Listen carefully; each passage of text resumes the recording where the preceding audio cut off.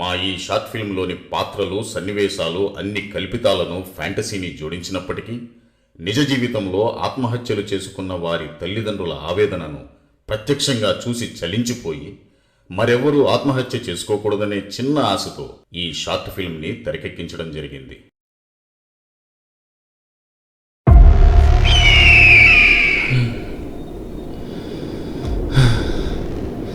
ఈ ఇంటర్వ్యూ కూడా పోయింది.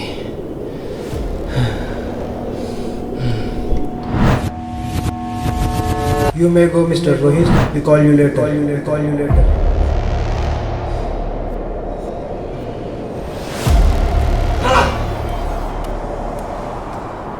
ఇంకా నేను బతకడం వేస్ట్.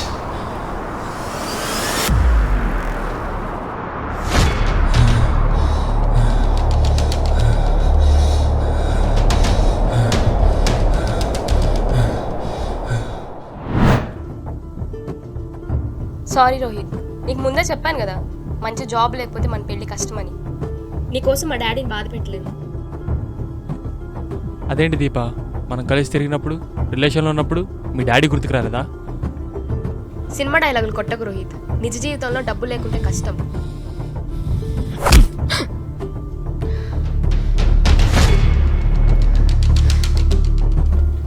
Let's break up.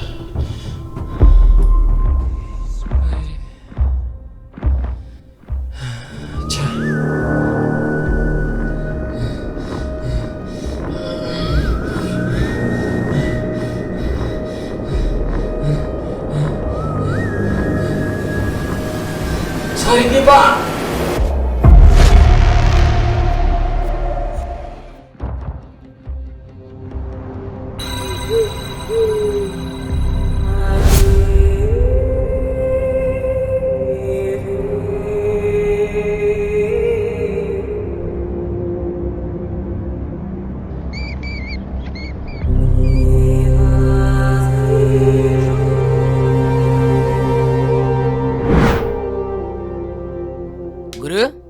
గురు ఇదేంటి, నేను ఇంకా బ్రతికే ఉన్నాను.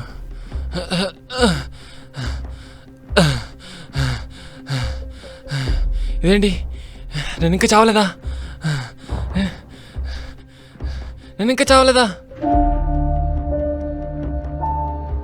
ఏంటి గురు, చూసాడా?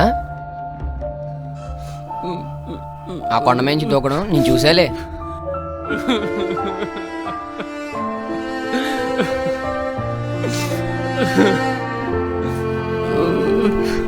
గురు,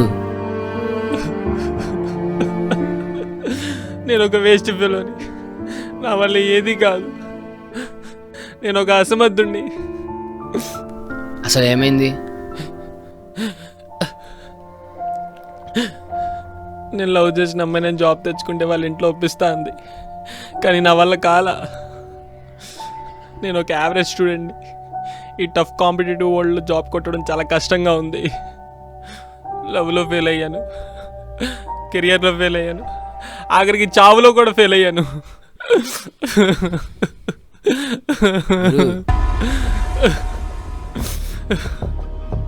చెప్తే అర్థం కాదు, చూపిస్తేనే అర్థం అవుతుంది. పద. అక్కడికి లే గురు, లే. నీ కళ్ళు నేను తెరిపిస్తారా?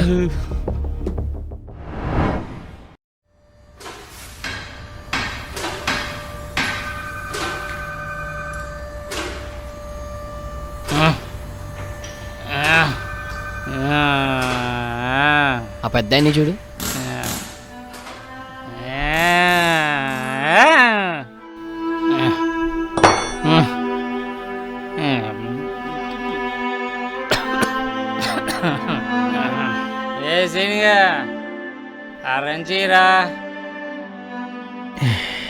మేస్త్రికి పిచ్చి ముదిరిపోయింది.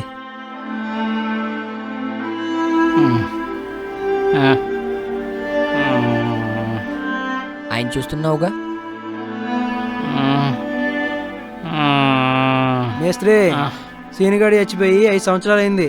నువ్వు ఇంకా ఆయన మర్చిపోలేదా? ఏం నువ్వు మాట్లాడేది? ఇప్పటికే నేను జనాలందరూ పిచ్చాడు అనుకుంటున్నారు. నువ్వు ఇలాగే చేసావు అనుకో, నేను కూడా అదే అనుకోవాల్సి వచ్చింది. ఏంటి రావుతున్నావు? సీనుగాడు చనిపోవడం ఏంటి? సీనుగాడు చనిపోవడం ఏంట్రా? వాడెవడో అక్కడ ఉంది, ఎవడో చెప్పు. వాడు సీనుగాడు కదా. నా బంగారు కొడుకు అక్కడే ఉంటే చచ్చిపోయాడంట.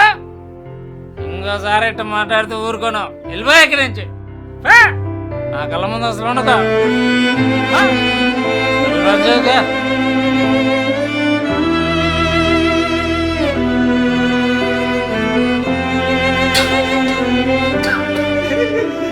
నా కొడుకు సావాలి, నా కొడుకు సావాల.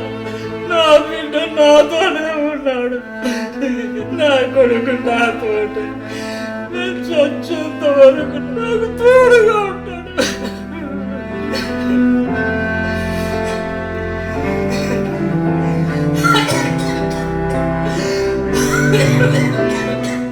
ఆ పెద్దాయన కొడుకు కూడా నీలాగే ఒక అమ్మాయి కోసం శనికావేశంలో ఆత్మహత్య చేసుకున్నాడు. ఇప్పుడు ఆయనకి ఎవరూ లేరు.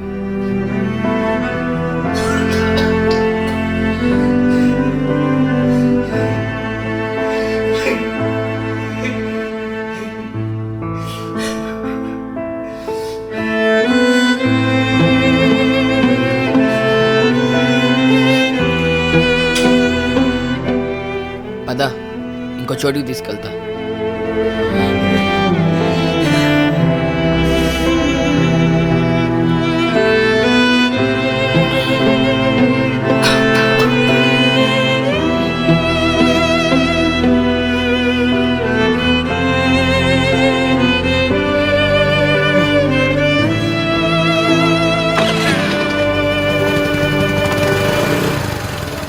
ఓ మేస్త్రి, మేస్త్రి మళ్ళా సూసైడ్ స్పాట్కి వెళ్తున్నట్టున్నాడు.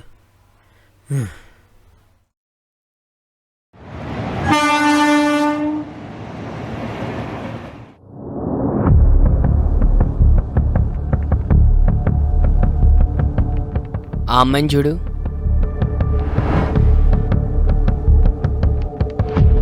తనే రమ్య. ఆ అమ్మాయి కోసమే సీనుగాడు సూసైడ్ చేసుకున్నాడు. డబ్బు చదువు లేదని వాడిని వదిలించుకుంది. వాడి ఫ్రెండ్నే పెళ్లి చేసుకుని ఎంత సంతోషంగా ఉందో చూడు. వద్దు గురు, తన పాపను అదే పోద్ది. పద వెళ్ళిపోదాం.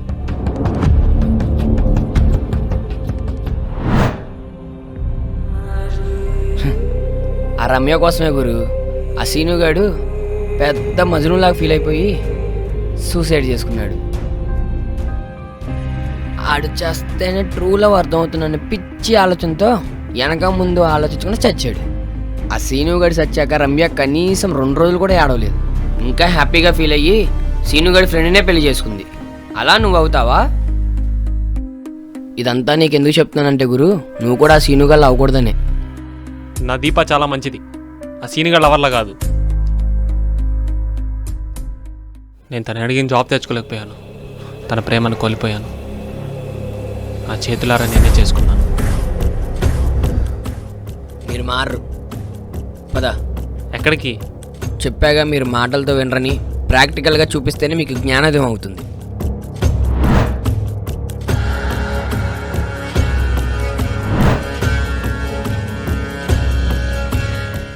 ఏంటి ఎక్కడికి తీసుకొచ్చావు?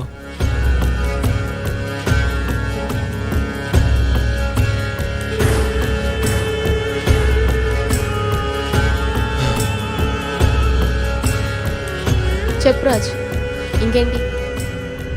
నువ్వే చెప్పు, ఇంటికి టూర్ ఎప్పుడు ప్లాన్ చేద్దాం? 2 days ఆగరా బాబు, ఇవాళ రోహిత్ గారిని వదిలి చేసుకున్నాం. కొంచెం డిస్కనెక్ట్ అవ్వని, లేకపోతే అరగంటకు ఒకసారి కాల్ చేసి బుజ్జి తిన్నావా, బుజ్జి ఏం చేస్తున్నావు, బుజ్జి ఎక్కడున్నావు అని దొబ్బేస్తుంటాడు. అవును దీపా, ఏం చేసి వదిలించుకున్నావు వాడిని? ఓ అదా, నీకు 2 monthsలో కానీ జాబ్ రాకపోతే మా డాడీ నేను యాక్సెప్ట్ చేయడానికి బిస్కెట్ వేసా. వాడు ఎలాగో జాబ్ తెచ్చుకోలేదు, ఆ రీజన్తో వాడిని రెచ్చగొట్టా. వాడు బర్స్ట్ అయి నన్ను కొట్టాడు, ఆ రీజన్తో వదిలిచ్చేసుకున్నా. ఒకవేళ వాడు జాబ్ తెచ్చుకుంటే?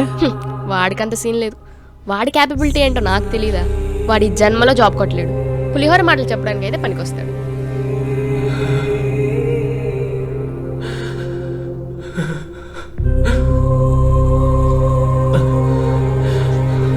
పద.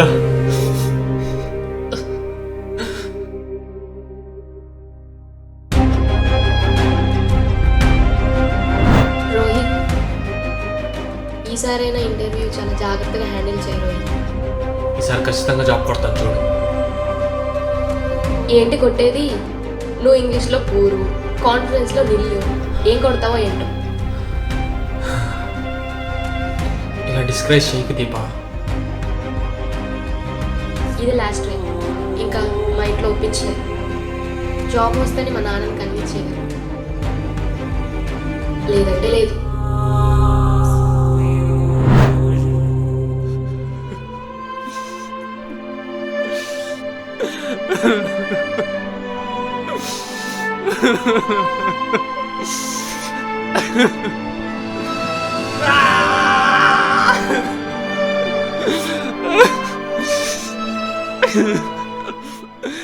ఎంత నమ్మాను దీపా నిన్ను. నన్ను ఎలా మోసం చేయాలనిపించింది. మీరు మారు.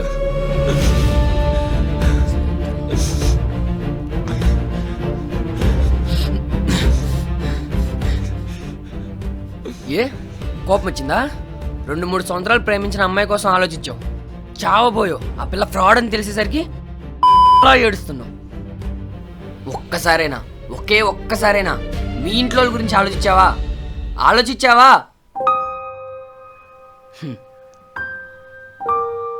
నువ్వే కాదు గురు, నేను అంతే. ఇదిగో ఈ పిచ్చి నా కొడుకులు కూడా అంతే.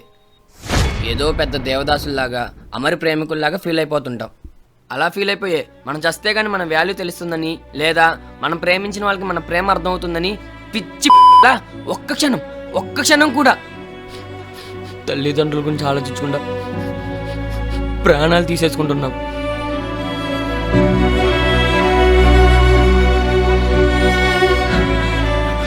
కానీ నిజమేంటో తెలుసా గురు, మనం చచ్చాక మనం ప్రేమించిన అమ్మాయి అయినా, మన ముడ్డి రాసుకు తిరిగిన దోస్తుగాలైనా నిన్ను తగలెట్టిన రోజే మర్చిపోతారు. 11వ రోజు కక్క ముక్క తిని ఎవడి పని వాడు చూసుకుంటాడు.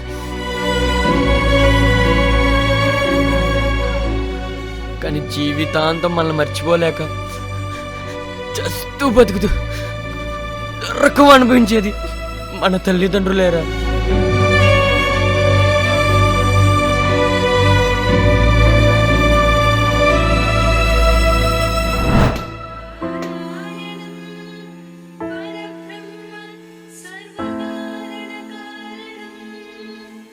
ఏంట్రా డల్గా ఉన్నావు? రేపు నాకు ఇంటర్వ్యూ ఉందమ్మా, కొంచెం టెన్షన్గా ఉంది. కంగారు పడకు నాన్న, జాబు ఖచ్చితంగా నీకే వస్తుంది. తిను.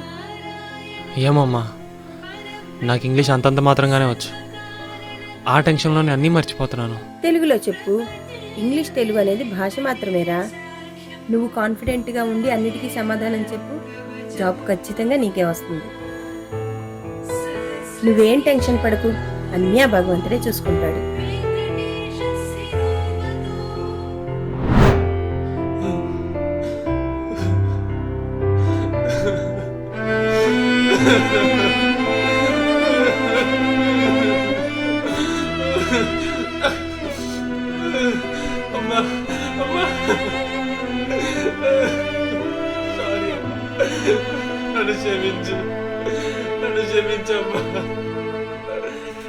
కానీ ఏం చేయను, మా అమ్మ ఎంత ఎంకరేజ్ చేసినా ఆ దీప చెప్పిందే కరెక్ట్.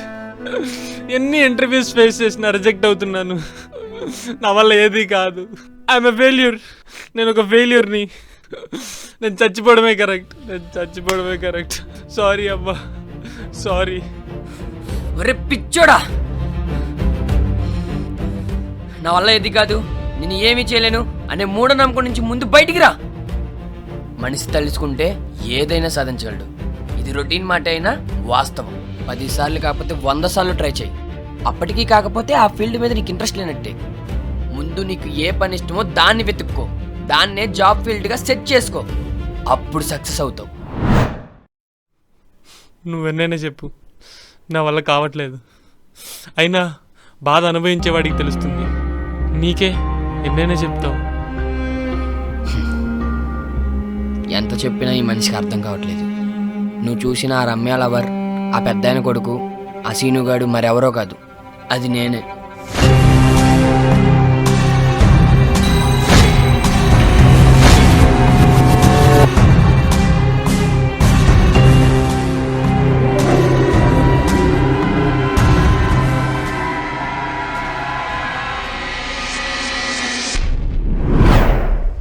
అవును,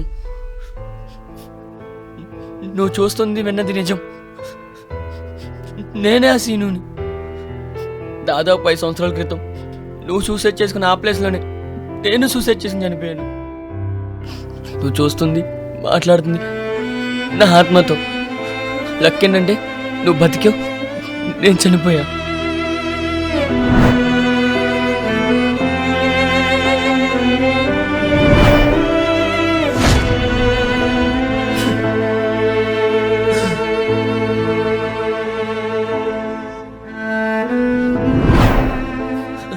ఆ టైంలో మా నాన్న గురించి ఆలోచించుకున్నా.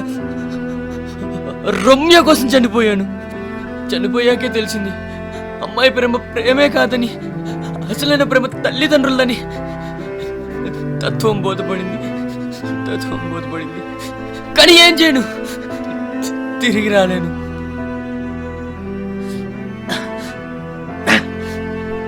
నాలా నువ్వు అవ్వకూడదని గురు నా ఈ బాధ. అంతేగాని చస్తే నాలా పిశాచే తిరగడం తప్ప ఏ నవ్వొచ్చు ఉండదు. మా నాన్న పరిస్థితి రేపు మీ అమ్మ నాన్నకి రాకూడదు.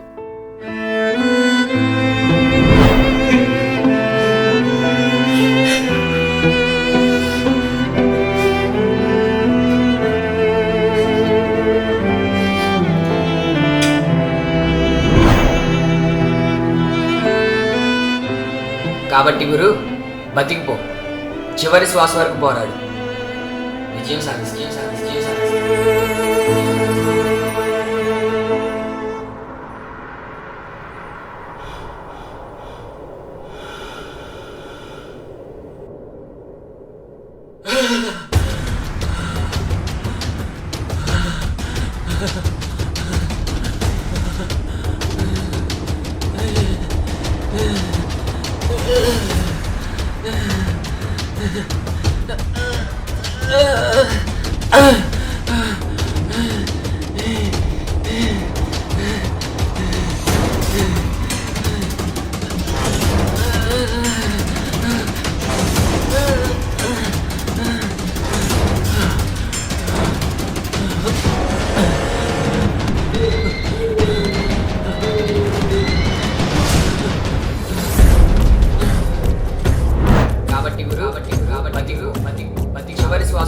చివరి శ్వాస వరకు పోరాడు. విజయం సాధిస్తుంది.